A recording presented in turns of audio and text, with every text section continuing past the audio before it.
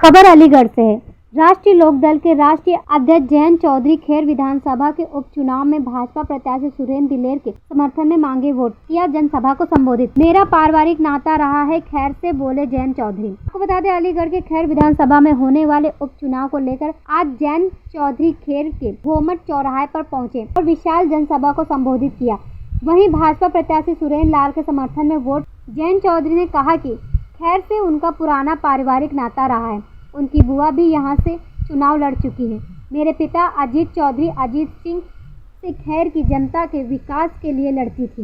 भाजपा प्रत्याशी सुरेंद्र दिलेर को मैंने अपने परिवार में संबंधित माना है, इसलिए मैं इस दौरे पर आया हूं। उनकी उम्र लगभग 32 साल की है। वह एक युवा है और खैर की जनता की समस्याओं को लेकर वह आगे बढ़ेंगे, ऐसा मेरा विश्वास है। बच्चों का हमने 5 से 7 दिन का उनका ट्रेनिंग भी कराया कि आपको साक्षात्कार में बैठना कैसे है, अपने आप को पेश कैसे करना है, अपना बायोडाटा कैसे तैयार होता है, ताकि जो आज इंडस्ट्री की जो डिमांड है, जो लोग नौकरी देने वाले जो उद्यमी हैं, व्यापारी बैठे हैं, वो किस प्रकार का ह्यूमन रिसोर्स चाहते हैं, किस प्रकार के लोगों को नौकरी देने के लिए वो तैयार है, उस बात को भी समझना चाहिए नौजवानों को।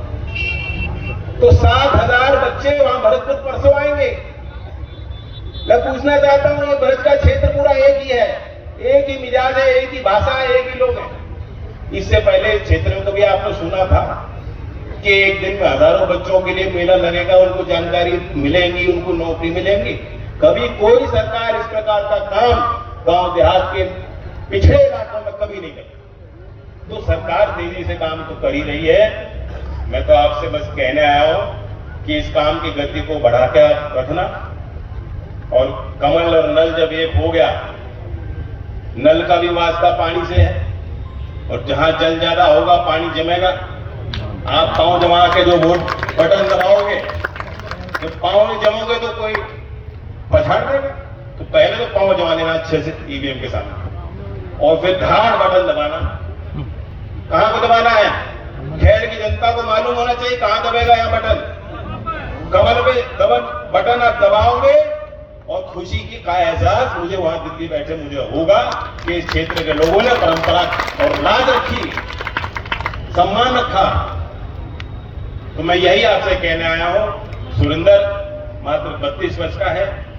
इसकी एक खूबी है कि सिस्टम का हिस्सा भी है, क्योंकि बचपन से कुछ चीजों को देख रहा है, और मैं समझ सकता हूं अभी इसकी मन की क्या अवस्था होगी, क्या सोच विचार होंगे।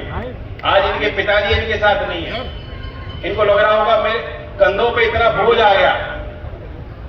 बेटे ये बोझ नहीं है, ये आशीर्वाद है।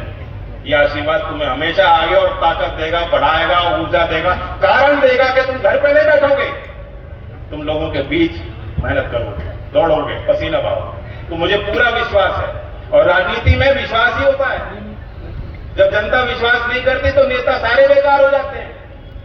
आप जब तक मेरी बात पे यकीन करोगे, विश्वास करोगे, जो राजनीतिक व्यवस्था को इतने करीब से देखने के बावजूद और संभालने की व्यवस्था को संभालने के बाद भी, इतने अनुभव के बाद भी, उनके सामने वाला जो उनको बात कहता, ये उनकी ईमानदारी थी कि वो सोचती थी कि ये सही कह रहा है।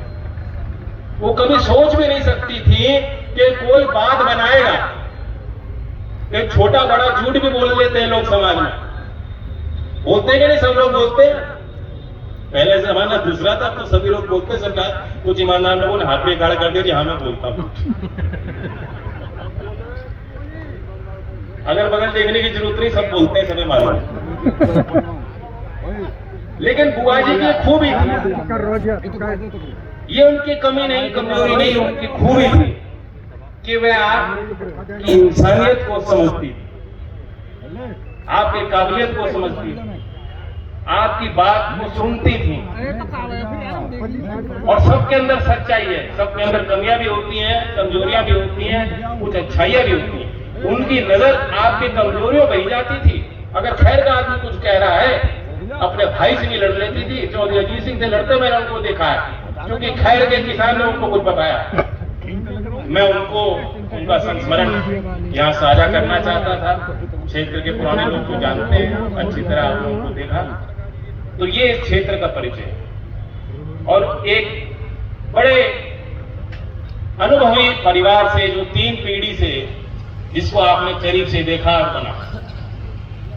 जैसे आप मुझे मानते हो, मैं पूछ रहा था सुरेंद्र से, इनकी 3 बहनें, मेरी 2 बहनें, ये भी सबसे छोटे थे घर में, तो मैंने पूछा तो नहीं, लेकिन मैं मान लिया कि ऐसे ही होगा, लाड प्यार इतना दिया होगा, बिगाड़ दिया होगा, छोटे को ज्यादा मिलता है।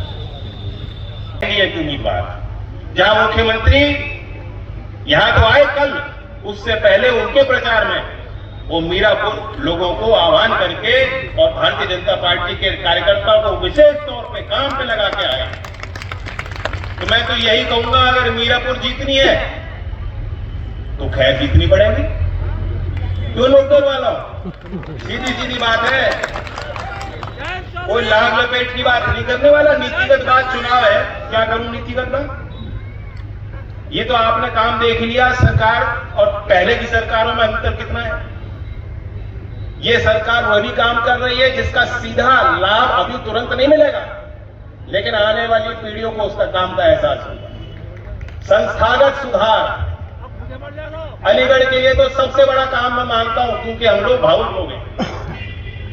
किसानों के बीच के बहुत कम नेता निकल के आए हैं जिनको राष्ट्र के मुख्य धारा पे, देश के पटल के, देश की नजर के सामने ला करके सरकार ने सम्मानित किया। चौधरी चरण सिंह जी तो भारत रत्न दिया ही है, लेकिन एक क्षेत्र में जिन्होंने, जैसे सुरेंद्र एक राजनीतिक राजघराने से हैं, वह तो यहां मुरसान के घर में पैदा हुए और हाथरस के राज परिवार में उन्होंने गोद लिया, वृंदावन में महल बना। इसकी बात कर रहा हूं, राजा महेंद्र प्रताप जी, कितना बड़ा योगदान। 1915 में जिस व्यक्ति ने घोषित कर दिया कि भारत आजाद हो गया, 1915 में वह राष्ट्रपति बने, बरकतुल्लाह जी को उन्होंने प्रधानमंत्री बनाया। कितना बड़ा योगदान शिक्षा के क्षेत्र में। यहाँ अलीगढ़ के केडी कॉलेज को उन्होंने जमीन दी, काशी विश्वविद्यालय को जाके दान दिया। अलीगढ़ से कुलदीप शर्मा की रिपोर्ट।